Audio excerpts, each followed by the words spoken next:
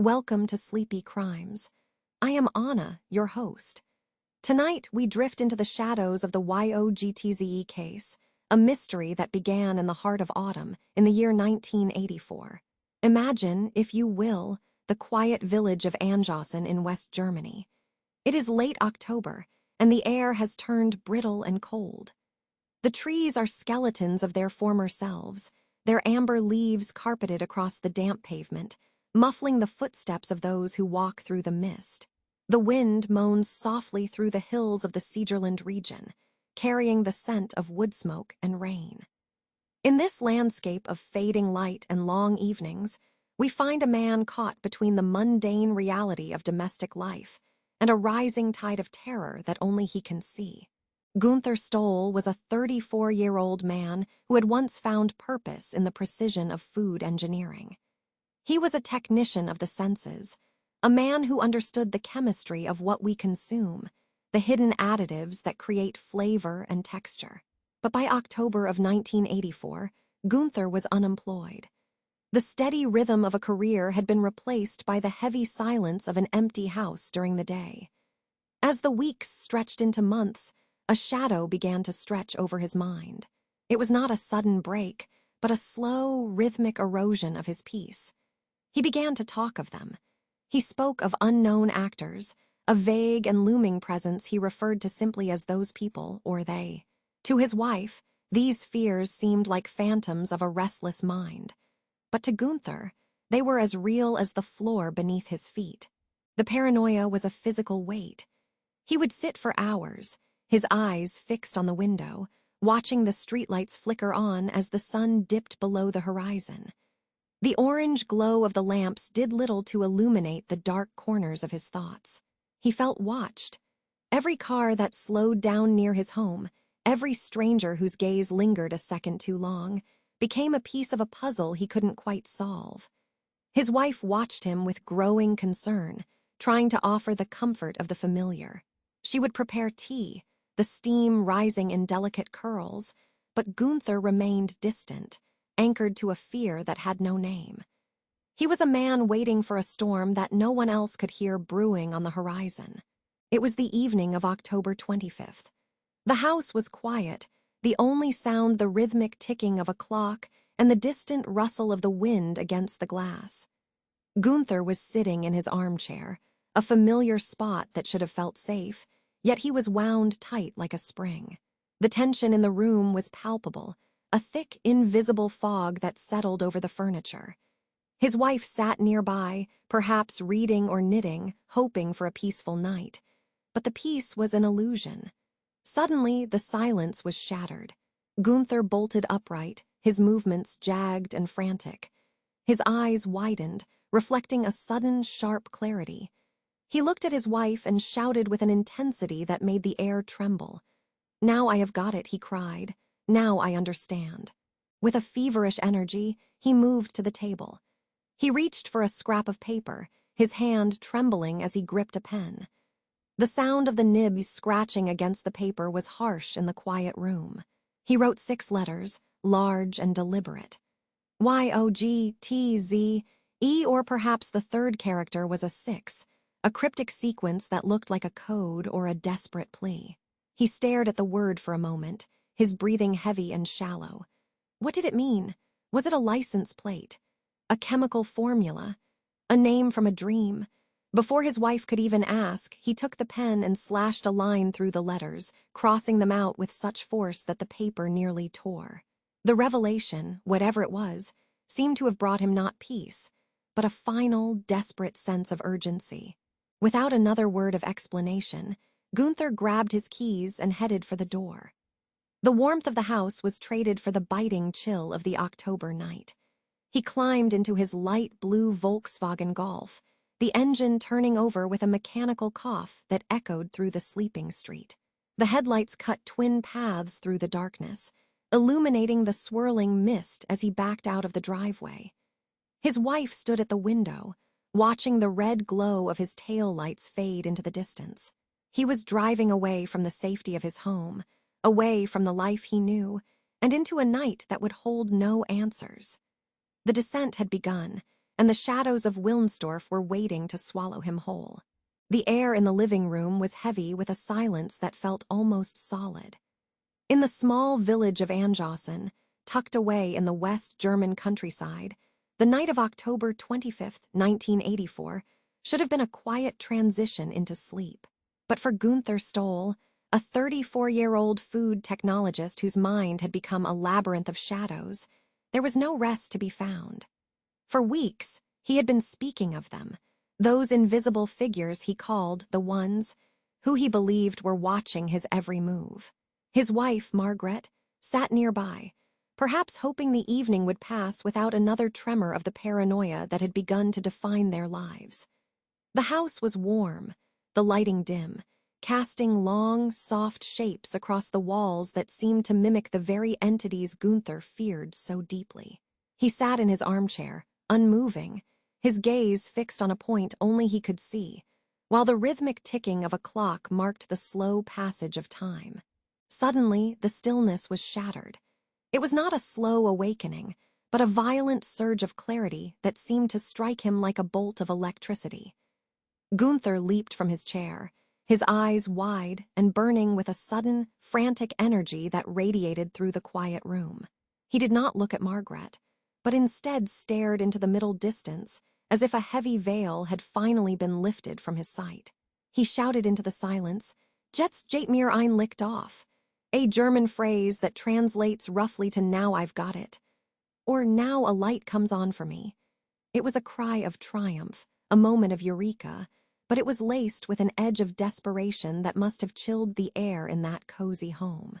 In that single moment, the months of confusion and the weight of being followed seemed to collapse into a single, sharp point of understanding that he felt compelled to record. With hands that likely trembled with the sheer force of his discovery, Günther reached for a small, unassuming scrap of paper. He needed to capture the thought before it vanished back into the fog of his mind. He found a pen, the plastic body cold against his palm, and leaned over the table with an intensity that bordered on the feral. The sound of the nibs scratching against the paper was the only noise in the room, a frantic, rhythmic rasping that signaled the birth of a mystery. He was not writing a letter or a simple name. He was carving a code into the surface of the paper. 6 characters emerged from the ink, dark and sharp against the pale background. He wrote down the letters, Y-O-G-T-Z, and E. Some investigators have since argued that the letter G might have been meant as a number 6, but in the dim light of that October night, they were simply shapes, a cryptic sequence that seemed to hold the key to his entire world. But the clarity was as fleeting as it was intense. No sooner had the ink dried on the final E than a different expression crossed Günther's face. The triumph vanished in an instant, replaced by a sudden, sharp rejection of what he had just created. It was as if the revelation was too dangerous to remain visible, even to himself. Before Margaret could even lean in to ask what the letters meant, Günther took the pen and began to strike through them with a frantic energy. He moved the pen back and forth with heavy, dark strokes, burying the word YOGTZE beneath a cage of black ink. It was an act of immediate erasure, a desperate attempt to hide the secret he had just uncovered. He did not explain himself. He did not elaborate on the epiphany. He simply left the scrap behind on the table, the meaning of those 6 characters now hidden under a messy, impenetrable veil of ink. The transition from the warmth of the house to the biting chill of the October night was immediate and jarring. Without a coat to shield him from the autumn wind, and without a single word of comfort or explanation to his wife, he walked out into the dark. The door clicked shut behind him, leaving Margaret alone with the discarded paper and 1,000 unanswered questions echoing in the silence. Outside, the world was bathed in the pale, silver glow of the moon, and the distant hum of the village of Anjossen settling into its dreams felt worlds away from the storm inside Günther. He climbed into his light blue Volkswagen Golf, the metal cold under his touch. The engine turned over with a mechanical growl that broke the peace of the neighborhood, and the headlights cut 2 long, yellow paths through the darkness. He was not just driving away from his home. He was driving toward a destiny that would become one of the most baffling riddles in history. As the blue car disappeared down the narrow, winding streets, the scrap of paper remained on the table, a silent witness to his final moment of domestic life. What did those letters mean to a man who spent his days thinking about the chemistry of food and his nights fleeing from unseen ghosts? Were they a chemical formula, a license plate, or perhaps a message in a language only he understood in the height of his feverish state? In the quiet of the night, as the car's taillights faded into the distance and the road ahead stretched out toward the Autobahn, the mystery of YOGTZE was born. It was a sequence of letters that would outlive the man who wrote them, echoing through the decades as a symbol of a mind on the edge. Or perhaps a warning that the world simply failed to understand in time. He drove on, leaving the safety of his home behind, entering a darkness from which there would be no return. The night air in the Siegerland region was biting on that Thursday, the 25th of October, 1984. After the sudden, frantic energy in his kitchen, after scribbling those 6 mysterious letters on a scrap of paper, and then crossing them out with a violent stroke of his pen, Günther Stoll needed to move. He left his home in Anjossen, leaving behind a confused wife and a heavy, unspoken tension that seemed to vibrate in the very walls of their house. He climbed into his blue Volkswagen Golf, the engine turning over with a familiar mechanical rattle that cut through the silence of the residential street. The drive was short, a matter of mere minutes, but the world outside his windshield must have felt distorted, framed by the paranoia that had been gnawing at him for weeks. He was heading for the Papagey, a local pub where the atmosphere was usually thick with the comforting sounds of clinking glass and low-muttered conversation. When Günther stepped through the door of the Papagey, the warmth of the room hit him like a physical weight. It was nearly 11 o'clock at night, an hour when the regulars were well settled into their rhythms. The air was a hazy mixture of stale tobacco smoke and the sharp, yeasty scent of fermented hops. He moved toward the bar, his presence perhaps a bit more intense than usual. The patrons noticed him, but in a small town, a man seeking a late-night drink isn't cause for alarm. He found a perch on a tall wooden bar stool, his movements deliberate yet strained. He ordered a single pilsner. The bartender went about the familiar ritual, tilting the glass under the tap, letting the golden liquid swirl against the sides until a thick, white head of foam crested over the rim. It was a mundane scene, a snapshot of German nightlife in the mid-'80s, yet for Günther, the world was anything but ordinary. The beer sat before him on a paper coaster, the condensation beginning to bead on the cold glass. He hadn't even taken a sip. He sat there, staring into the middle distance, perhaps still replaying the epiphany he had claimed to have just moments before at home. He had shouted that he finally understood, that a light had dawned on him, but here, in the dim amber glow of the pub, that clarity seemed to manifest in a terrifying physical way. Without warning, without a stumble or a slurred word, Günther's body suddenly betrayed him. To the shock of the onlookers, he didn't just slip, he collapsed. He fell backward off his stool with a sickening thud that silenced the room. The impact was heavy, the sound of bone and wood meeting the hard floor echoing against the bar. He lay there for a moment, motionless, as the patrons rushed forward to help the man who had just arrived but seemed already to be slipping away. As they lifted him, they saw the damage. The fall had been violent enough to cause a laceration on his face, a bloody mark near his nose that stood out sharply against his pale skin.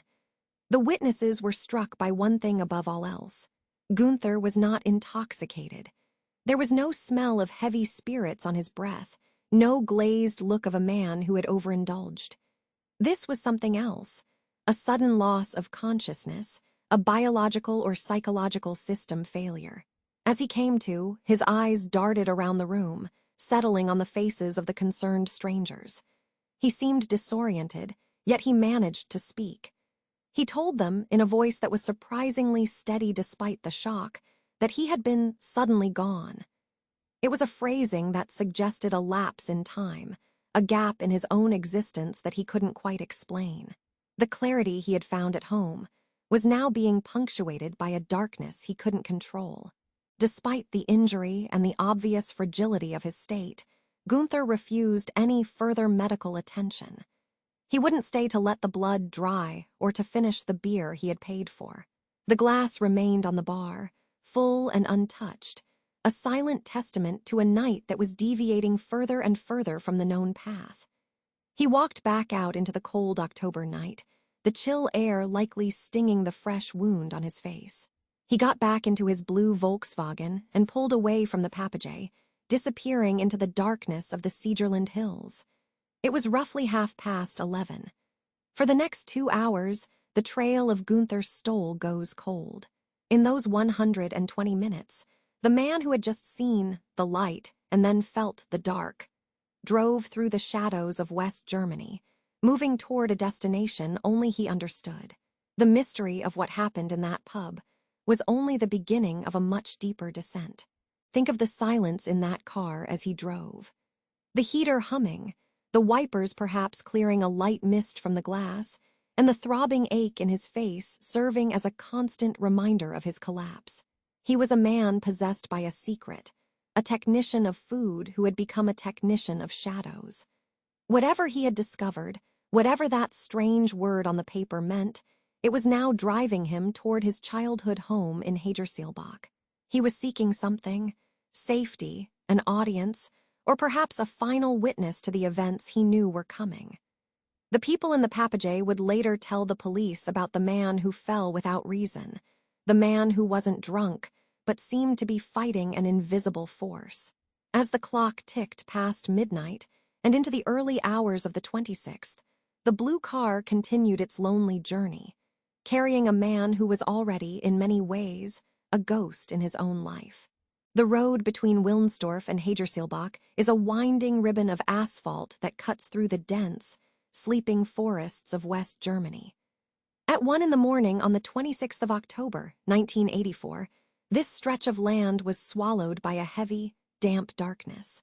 Imagine Günther sitting behind the wheel of his blue Volkswagen Golf, the dashboard lights casting a pale, rhythmic glow against his face. The heater would have been humming, perhaps struggling against the creeping chill of an autumn night that was rapidly turning toward winter.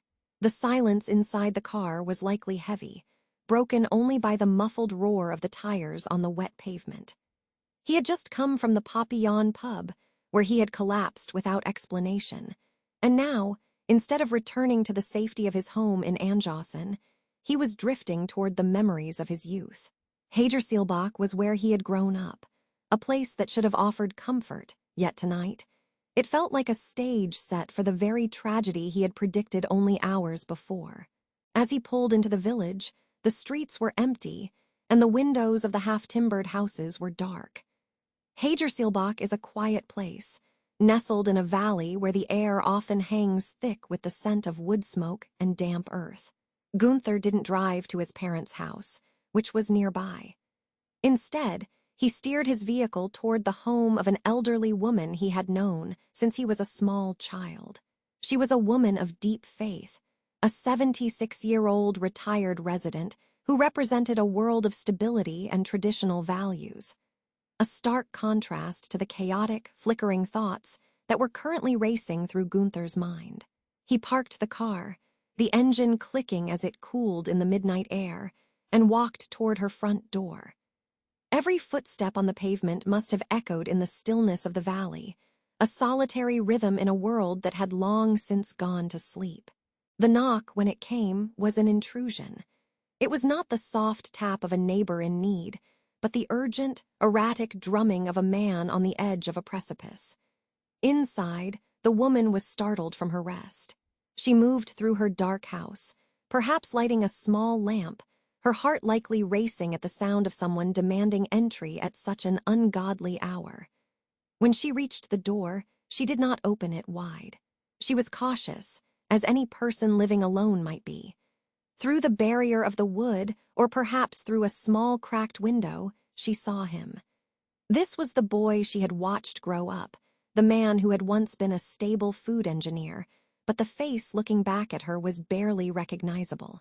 His eyes were wide, and his demeanor was frantic, vibrating with a nervous energy that seemed to charge the cold night air around him. He didn't ask for a place to sleep or a meal. He didn't even mention the strange word he had scribbled on a piece of paper earlier that night. Instead, he spoke in a low, urgent tone that chilled her to the bone. He told her, quite clearly, that something was going to happen. He said, "Something quite terrible is going to happen tonight, something truly horrifying." He spoke as if he were a prophet of his own doom, seeing a future that was already written in the shadows behind him. The woman listened, her hand likely trembling on the door handle. She could sense the paranoia radiating off him, a thick shroud of fear that made his words sound less like a warning and more like a confession. He was incoherent at times, his thoughts jumping between the people he called them and the vague threat that was closing in on him from the darkness of the German countryside. The acquaintance, concerned but understandably frightened by his state, did not let him inside.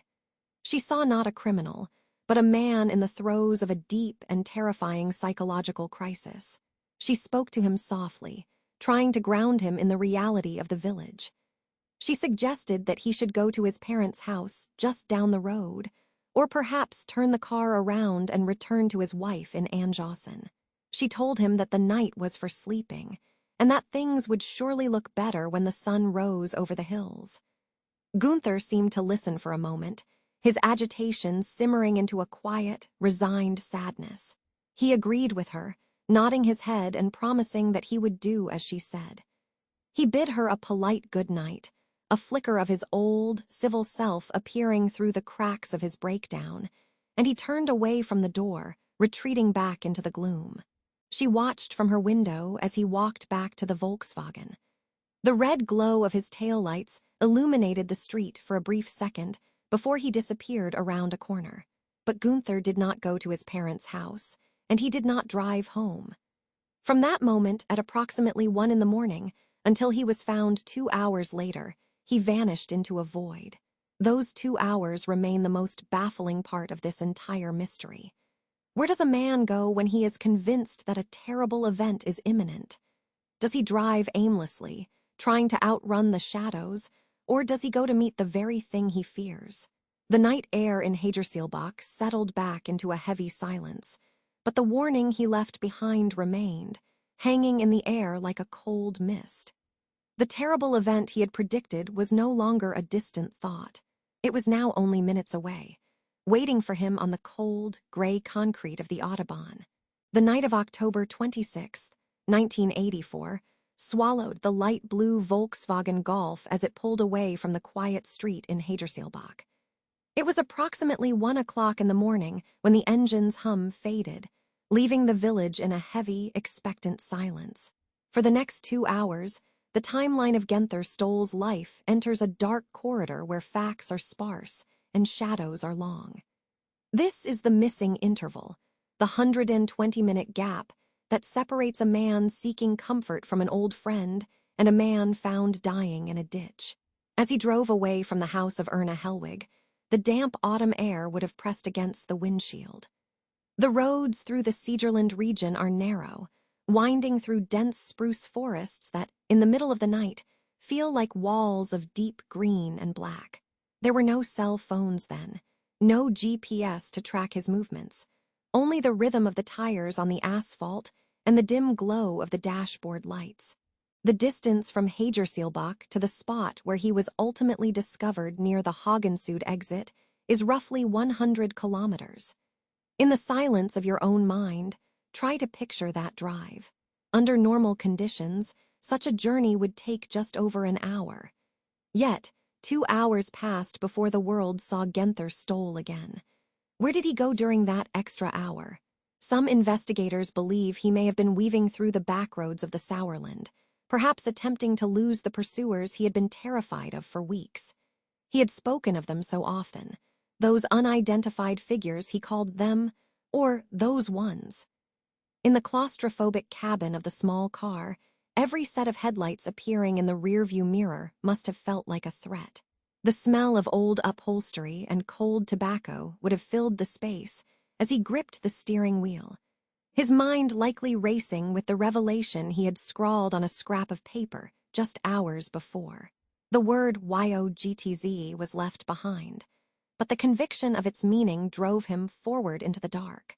There is a profound loneliness to a night drive in 1984.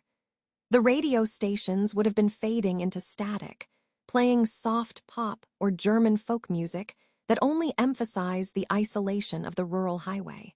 As he moved northward toward the A45 motorway, also known as the Sauerland Line, the terrain became more rugged. The highway stretches across massive concrete bridges that span deep valleys, shrouded in the midnight fog that often rolls off the hills in late October. It is in this environment that the narrative takes its most disturbing turn. At some point between 1 and 3 in the morning, the sequence of events moved from a frantic drive to a violent encounter. Forensic evidence later suggested that Günther was not injured in the ditch where he was found. Instead, the reconstruction of the crime indicates he was run over by a different vehicle at a separate, unknown location. He was stripped of his clothing, left completely naked, and then, for reasons that defy logic, placed back into the passenger seat of his own Volkswagen. Who could have done this? If we look at the logistics of those 2 missing hours, it implies a meeting. Perhaps a forced stop on a deserted stretch of road or a planned encounter that went horribly wrong. The physical state of the car when it was found showed damage consistent with the crash in the ditch. But the blood inside told a story of a man who was already broken before the car ever left the pavement. Imagine the sensation of the cold air through the window if the glass had shattered. The transition from being the driver, the master of his own movements, to being a passenger in his own vehicle is a chilling thought. It suggests that someone else took the wheel. Someone else navigated the blue Golf onto the A45, driving a dying, naked man toward his final destination, while the world slept in the darkened houses passing by on the horizon. As 3 o'clock in the morning approached, the scene shifted to the motorway near Hagen. 2 truck drivers, Holger Meffert and Peter True, were moving through the night, their heavy vehicles providing a steady, mechanical rhythm to the landscape.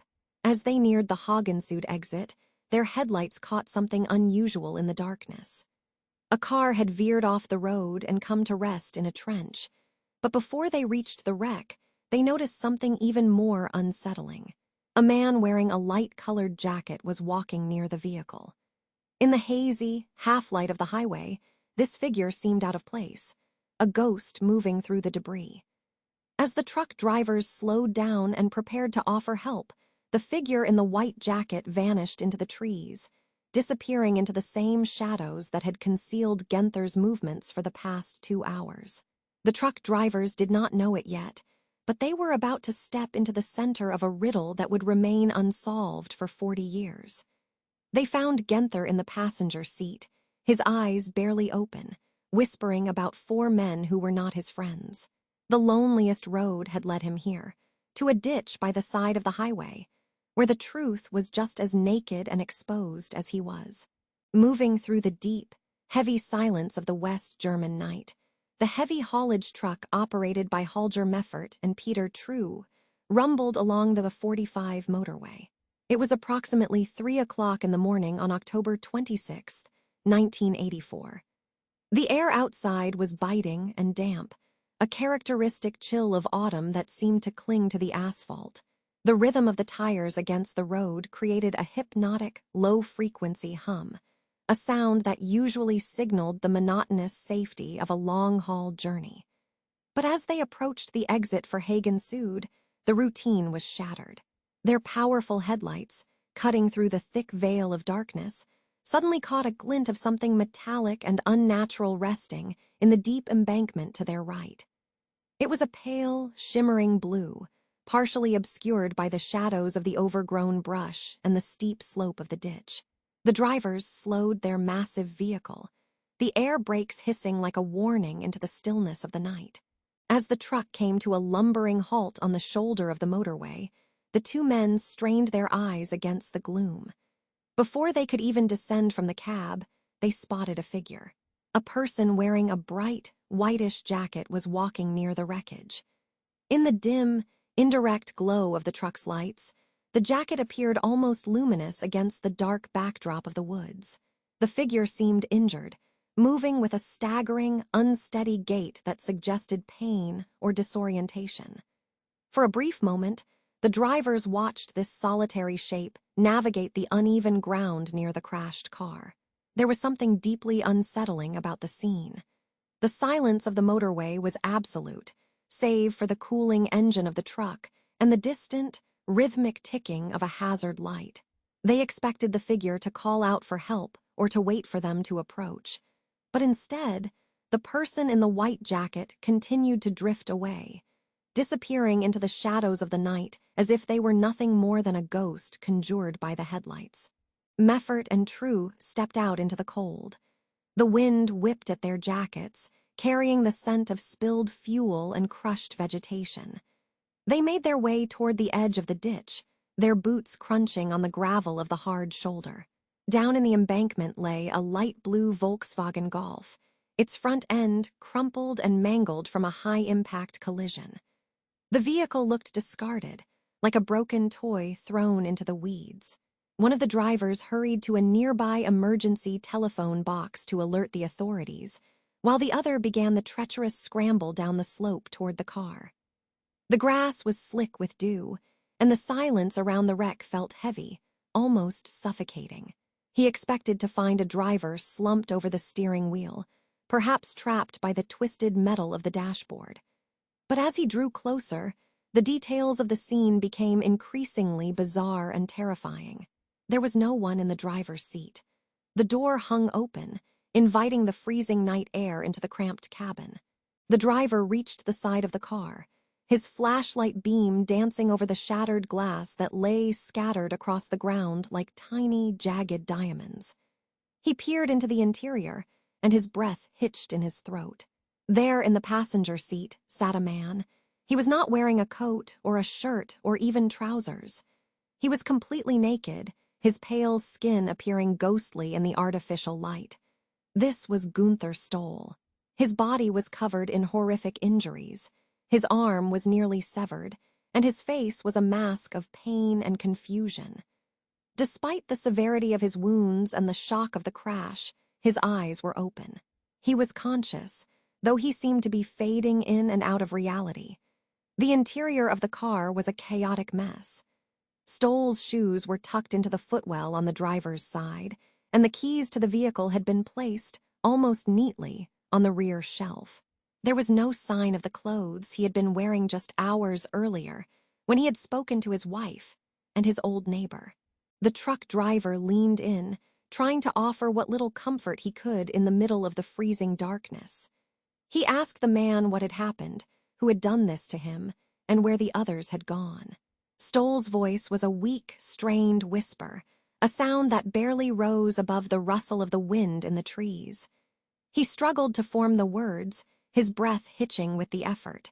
He spoke of 4 men. He said there were 4 male persons who had been in the car with him. The driver asked if these men were his friends, thinking perhaps they had fled in a panic after the accident. Stoll feebly shook his head, his expression one of haunting clarity amidst the trauma. "No," he whispered. "They were not his friends." He said they had run away, leaving him alone in the wreckage.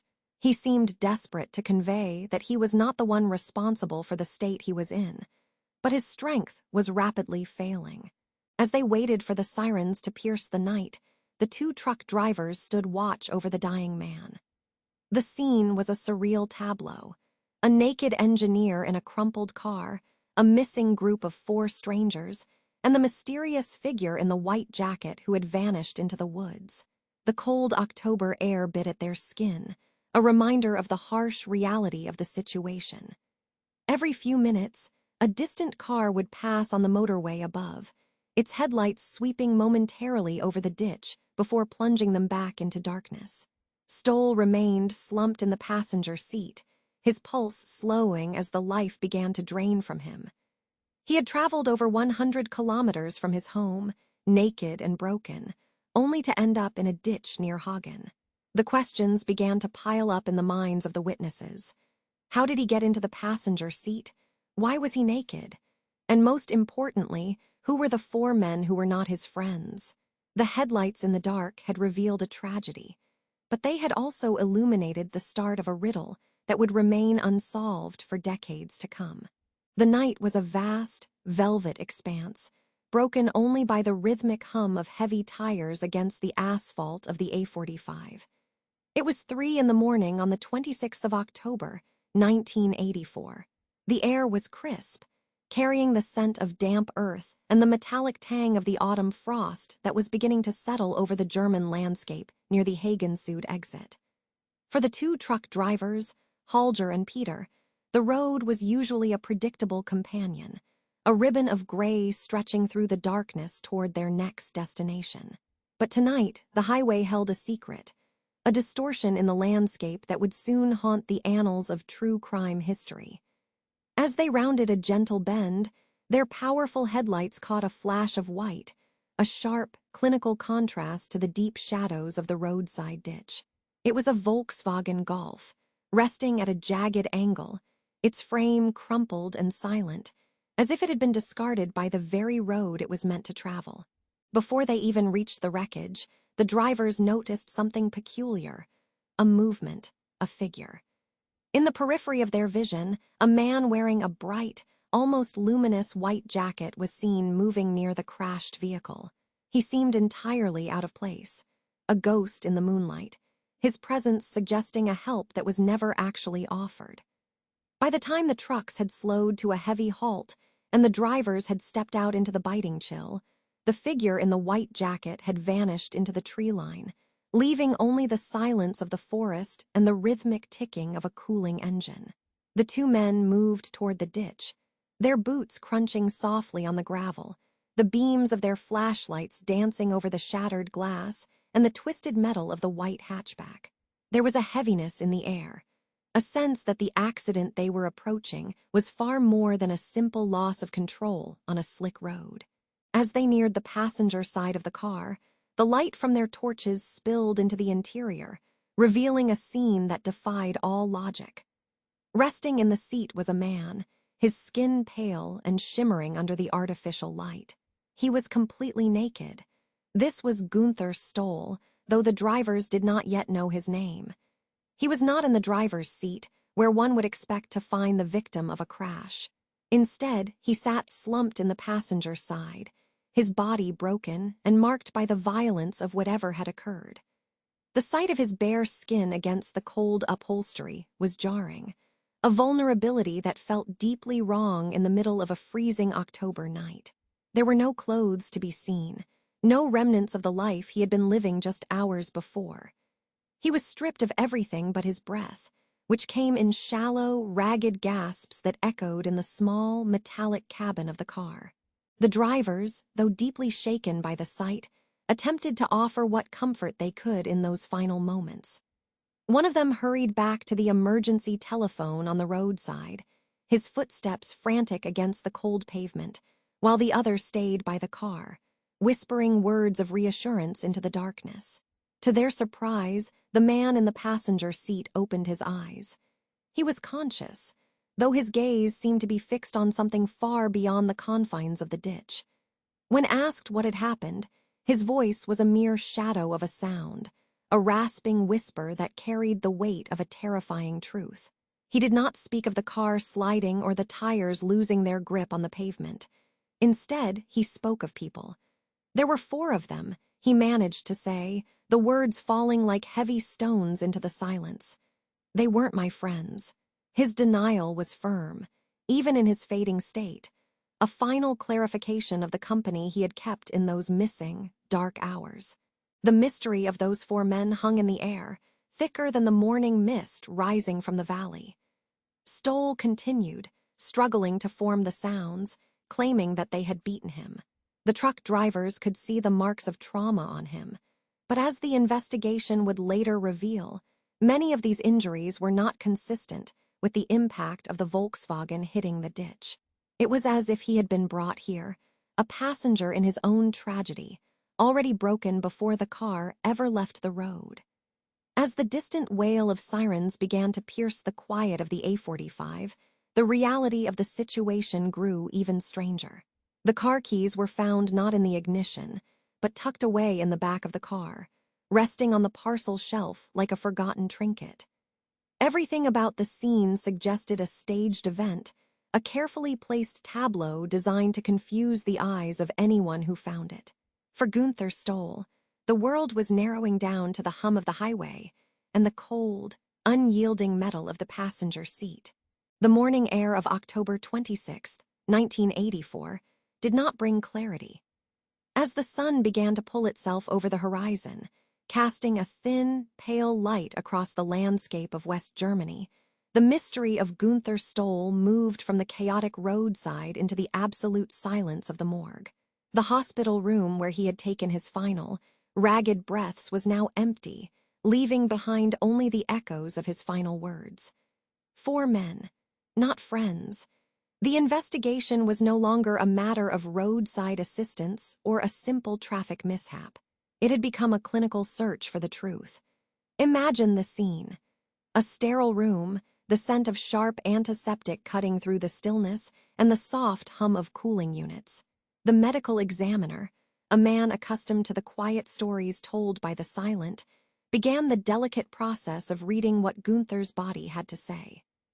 Outside, the world was waking up to a Friday morning, unaware that one of the most baffling riddles in criminal history was being laid bare on a stainless steel table. The examiner's first observation was the most jarring, the one that the truck drivers had already whispered about in their initial reports. Günther was completely naked. In the biting chill of a late October night, a man had been traveling on the Autobahn without a single stitch of clothing. There were no clothes found in the immediate vicinity of his seat, only the cold vinyl of the passenger side and the shattered glass of the Volkswagen. As the examiner adjusted the overhead lights, the flickering fluorescent glow revealed the extent of the trauma. This was not the typical damage one would expect from a car sliding into a ditch. There was a specific, brutal quality to the injuries that suggested something far more deliberate and far more terrifying than a loss of control on a dark highway.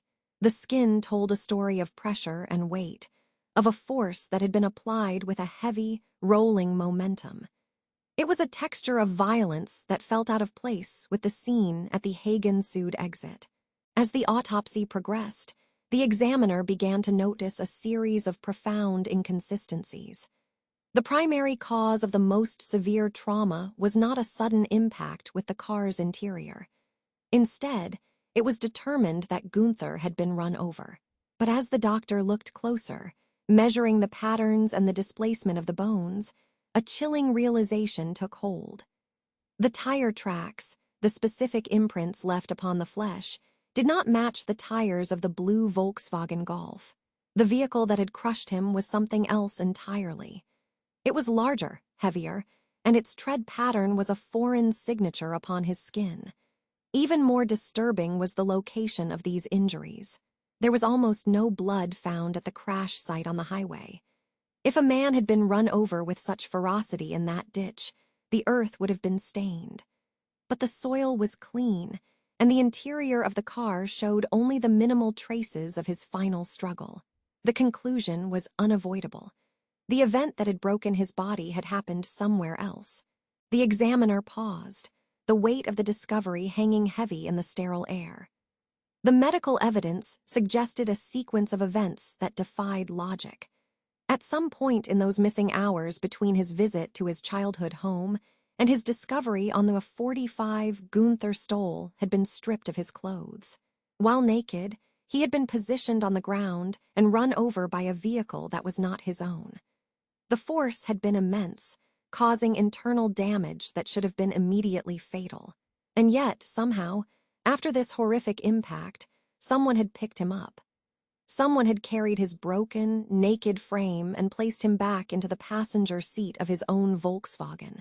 They had then driven that car, with a dying man beside them, for miles across the dark German countryside, before finally plunging it into the ditch near the exit. It was a staged scene, a hollow pantomime of an accident designed to hide a much darker encounter. The riddle deepened with every measurement the examiner took. If Günther had been run over elsewhere, why was he found in his own car? And who were the 4 men he mentioned? The autopsy confirmed that the injuries were sustained while he was already undressed, which added a layer of humiliation to the cruelty.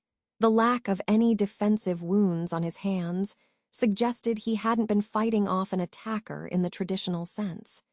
It was as if he had been a passive participant in his own destruction, or perhaps he was already incapacitated when the other vehicle rolled over him.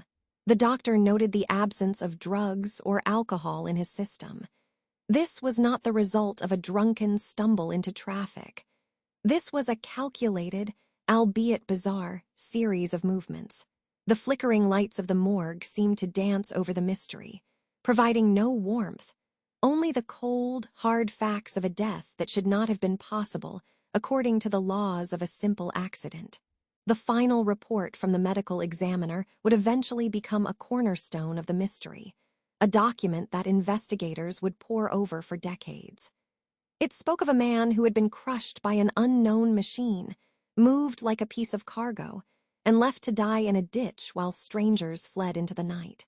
The word YOGTZE, scribbled on a piece of paper just hours before, seemed to pulse with a new, darker energy in light of these findings. Was it a license plate? A code for a meeting place that turned into a killing field? Or was it the last frantic thought of a mind that knew it was being hunted by something that used vehicles as weapons? The autopsy didn't just explain how he died. It proved that the world Günther Stoll had been afraid of was very real and very deadly. As the examiner finished his work and covered the body, the silence of the room felt heavier than before. The riddle of the autopsy was now the riddle of the police, a puzzle of a different vehicle and a missing location that would never truly be found. But while the paper trail grew, the physical evidence on the pavement of the Autobahn 45 told a story that was far more immediate and haunting. The air that night was sharp with the coming of winter, a biting chill that clung to the asphalt. It was 3 o'clock in the morning on October 26, 1984, and the world was reduced to the narrow reach of high-beam headlights. For truck drivers Holger Meffert and Peter Tritthardt, the journey through the Sauerland region was a routine of shadows and silence. The rhythmic humming of their heavy engines was the only company they had as they navigated the dark curves of the highway. But as they approached the exit for Hagen Sud, the routine was shattered. In the deep trench alongside the road, the twisted metal of a blue Volkswagen Golf caught the light. It was a violent intrusion into the stillness of the night, a silent witness to a disaster. As the 2 drivers slowed their massive rigs, they saw something that would haunt the investigation for decades. Standing near the wreckage was a figure. Through the windshields of their trucks, they both observed a man dressed in a light-colored, perhaps white, jacket. He appeared to be moving near the car, his presence striking against the dark backdrop of the surrounding pines. To the drivers, it looked as though someone was already there to help, or perhaps someone involved in the crash was wandering in a daze. The jacket seemed to glow under the artificial glare of the passing lights, a pale beacon in the middle of nowhere. It was a fleeting image, one captured in the few seconds it took for the trucks to come to a complete halt several hundred meters down the road. They assumed the man would still be there when they reached the scene, waiting to explain the chaos that had just unfolded in the ditch. Holger Meffert was the first to act, rushing toward one of the orange emergency telephone boxes that lined the highway. His heart hammered against his ribs as he dialed for help, his eyes darting back toward the ditch where the small car lay crumpled. The air was deathly quiet once he turned off his engine, the only sound the clicking of the telephone receiver. Meanwhile, Peter Tritthardt made his way on foot toward the wreckage. The silence of the highway at that hour was heavy, broken only by the distant sound of his own boots on the gravel. He expected to find the man in the white jacket, the person they had both seen so clearly just moments ago. He expected to find a survivor or a witness standing by the passenger door. But as he drew closer, the area near the car was empty. The figure in the jacket had dissolved into the darkness of the woods as if he were a ghost. The absence of the man in the white jacket was the first of many impossibilities that night. Trithart reached the Volkswagen and peered inside, his breath catching in his throat. Seated in the passenger side of the vehicle was Günther Stoll. He was not wearing the white jacket the drivers had seen.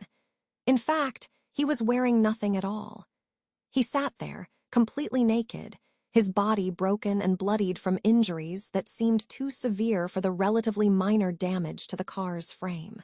His right arm was mangled, a jagged injury that suggested a much more violent force than a simple slide into a ditch.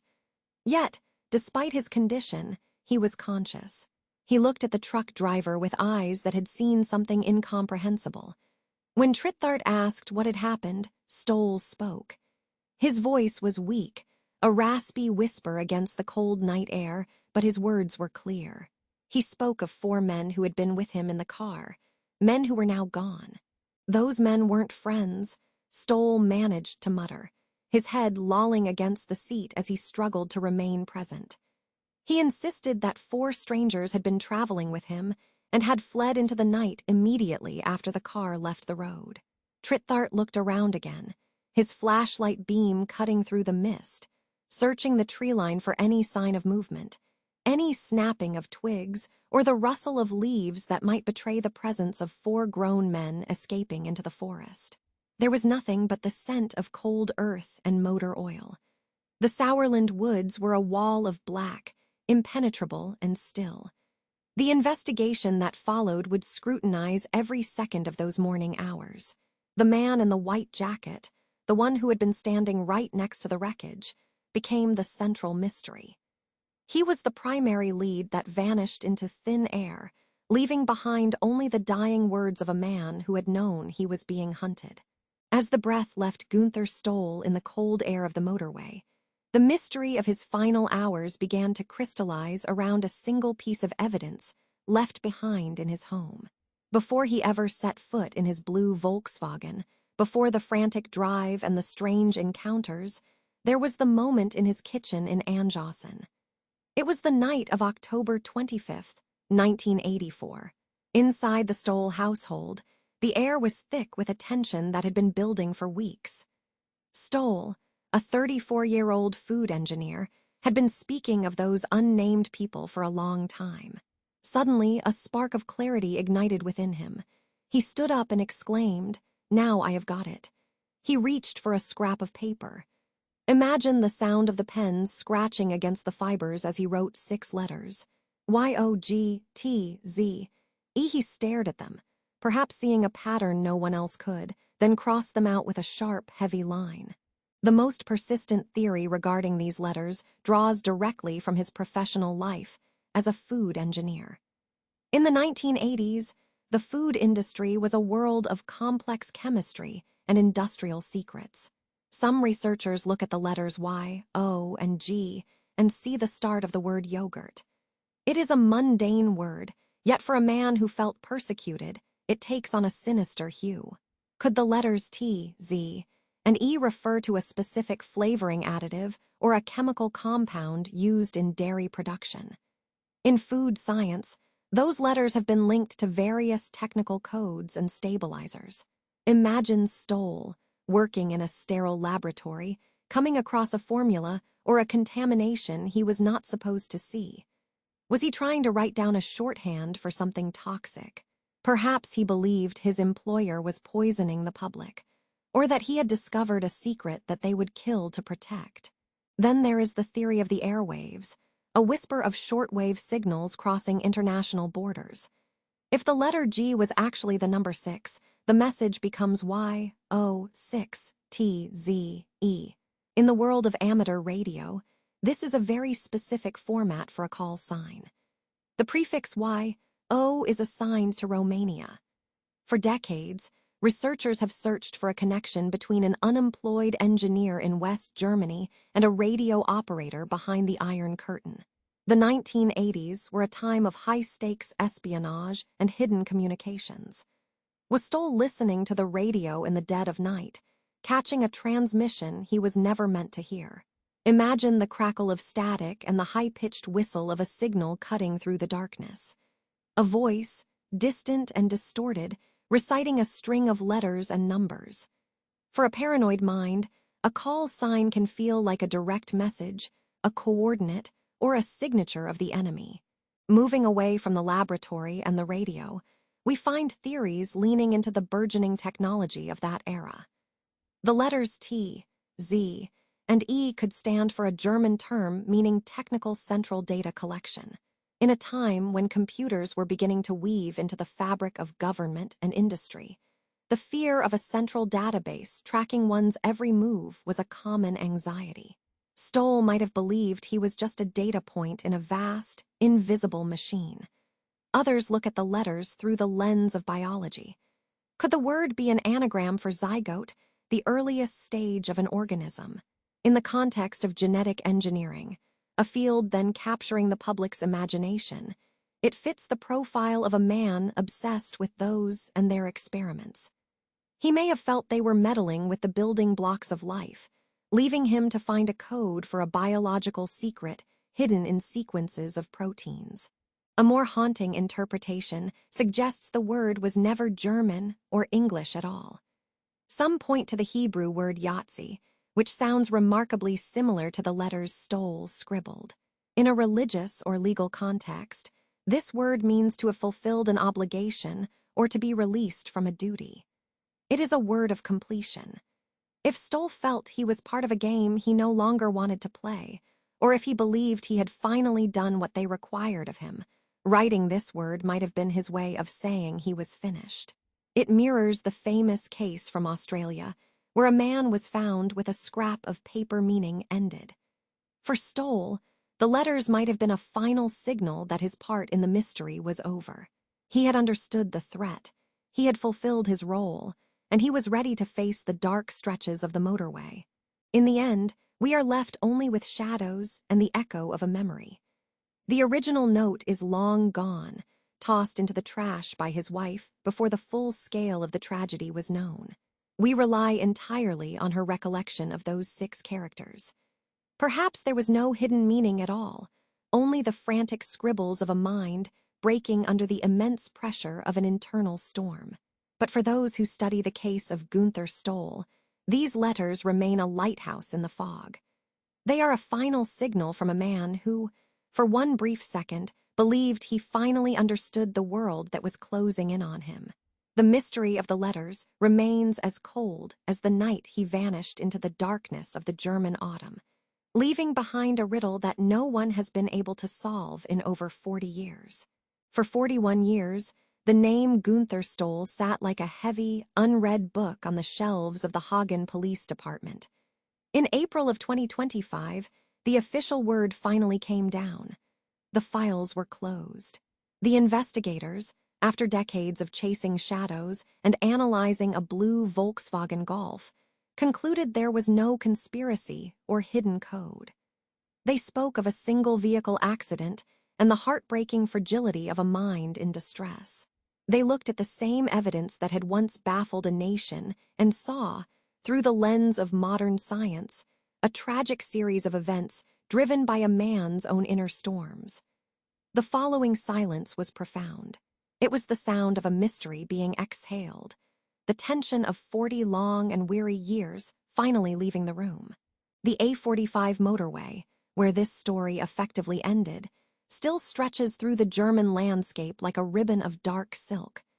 At 3 in the morning, the road carries a particular kind of stillness.